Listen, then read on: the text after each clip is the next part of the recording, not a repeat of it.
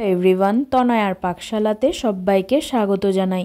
যারা first time চ্যানেলটা visit করছো তাদের কাছে অনুরোধ রইল চ্যানেলটা সাবস্ক্রাইব করো, পাশে থাকা বেল আইকনটি প্রেস করো যাতে নতুন নোটিফিকেশন তোমাদের সামনে চলে আসে। আজকে একটা নিরামিষ দারুণ রেসিপি নিয়ে হাজির হয়েছি তোমাদের সামনে। দুটো রেসিপি টানা পরপর তো দিলামই পিঠের, এবার একটু অন্যরকম হওয়া যাক। দুদিন মিষ্টি খাওয়ার পর একটু ঝালঝাল কিছু ট্রাই করি, তাই নয় কি বলো?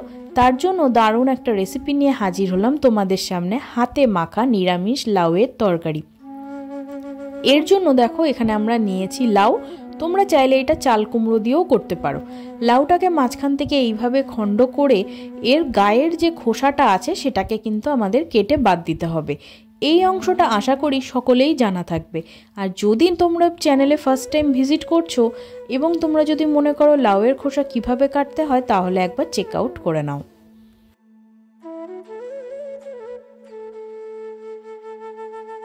দেখো খোসা সম্পূর্ণ ছাড়িয়ে দেওয়ার পর এবার এইভাবে কেটে কিন্তু আমাদের নর্মাল মাথায় রাখতে হবে আলু যেরকম আমরা তরকারি করি ঠিক সেম প্রসেসেই একটু বড় বড় করে আমাদের এই লাউটাকে কাটতে হবে। আর লাউটা একদম কচি, তাই জন্য দেখো ঠিক এরকম কিউব করে কিন্তু কাটতে হবে। আর লাউটা যেহেতু একদমই কচি, যেহেতু একটু বড় রাখলে কোনো অসুবিধা নেই। লাউটা চাইলে তোমরা ধুয়ে কাটতে পারো অথবা পরেও ধুয়ে নিতে পারো। কড়াইতে দেওয়া হলো 2 থেকে 3 চামচ মতন সাদা তেল। এবার এর মধ্যে দিয়ে দেওয়া হয়েছিল 1 চামচ মতন সাদা সর্ষে, আর হাফ চামচের থেকেও সামান্য কম মেথি, আর 3টে কাঁচা লঙ্কা। ঝাল যে যেরকম পছন্দ করো সেই অনুযায়ী দিও। এবার দেখো এখানে মেথি আর সর্ষে খুব সুন্দর ভাজা হয়ে গিয়েছে। এবার এগুলোকে তুলে নেওয়ার পালা। এগুলো ভাজা হলে একদম মিডিয়াম আঁচে রেখে আমাদের এটা ভাজা করে নিতে হবে। এবার এই ভাজা মশলাটাকে আমরা একটা বাটির মধ্যে লঙ্কা সমেতই তুলে নেব। নিয়ে কিন্তু আমাদেরকে এটা একটু বেটে নিতে হবে। দেখো এটাকে কিন্তু খুব বেশি পুড়িয়ে ফেললে হবে না, তাহলে তিতো হয়ে যাবে, যেটা খেতে কিন্তু পরে একদমই ভালো লাগবে না। দেখো কাঁচা লঙ্কাও খুব সুন্দর কিন্তু ভাজা হয়ে গিয়েছে। এবার ওই শুকনো কড়াইতেই দিয়ে দিলাম সেই লাউগুলো, যেগুলো মা কেটে ধুয়ে রেখেছিল সেই লাউগুলো মা দেখো দিয়ে দিয়েছে। দেওয়া হলো পরিমাণ মতো নুন। এই রান্নাটিতে হলুদের ব্যবহার কিন্তু হবে না, তার জন্য দেখো এখানে নাড়িয়ে চাড়িয়ে দেওয়া হলো 1 কাপ মতন পরিমাণ মতন জল। লাউ থেকেও অবশ্য পরিমাণ মতন জল বার হবে। এবার ঢাকা চাপা দিয়ে মিডিয়াম টু লোতে রেখে আমাদের লাউটাকে কিন্তু একদম প্রপারলি সিদ্ধ করতে হবে, পুরোপুরিভাবে 90%। শিলনোড়াতে দেখো এখানে সর্ষে, মেথি, কাঁচা লঙ্কা যেটাকে ভেজে তুলে নিয়েছিলাম সেগুলোকে খুব ভালো করে কিন্তু গুঁড়িয়ে এইভাবে একটা বাটা মশলা তৈরি করতে হবে। তোমরা চাইলে এটা মিক্সার জারে করতে পারো, আর যদি শিলনোড়ায় তোমরা করতে চাও তাহলে এইভাবে একবার ট্রাই করো। শিলনোড়ায় যে কোনো বাটা মশলা কিন্তু তার স্বাদ ভীষণ ভালো আসে, কারণ এর থেকে মিহি কিন্তু কোনোটাতেই মনে হয় না খুব একটা আসে।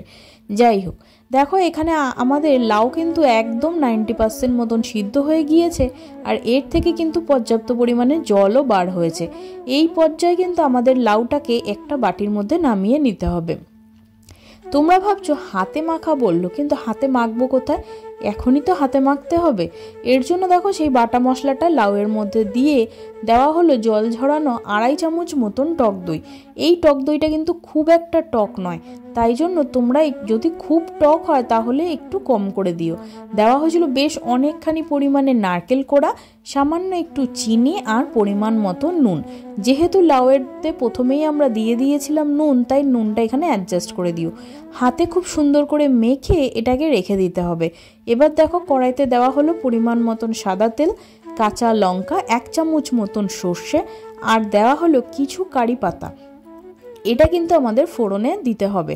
দেখো এখানে খুব সুন্দর মশলা ভাজা হলে এখানে দিয়ে দেওয়া হয়েছিল কারি পাতা, যেটাকে প্রথমে মা দিয়ে দিল।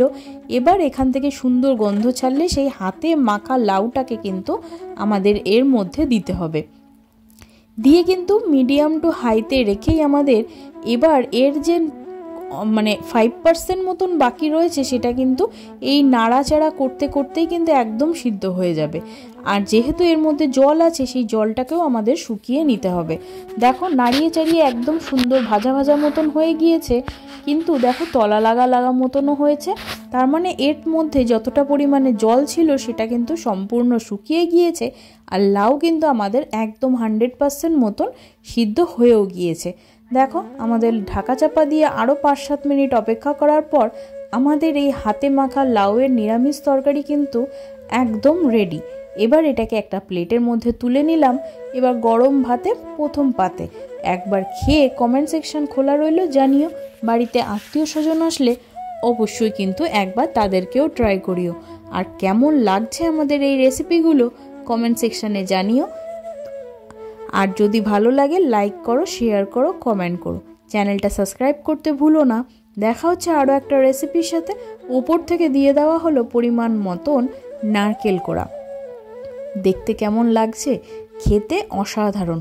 আমি তোমাদের একবার হাইলি রেকমেন্ড করলাম, একবার এইভাবে বানিয়ে খেয়ে দেখো আর আমাদেরকে জানাও যে আমাদের এই রেসিপিগুলি তোমাদের কেমন লাগছে। দেখা হচ্ছে, ধন্যবাদ, আরও একটা রেসিপির সাথে।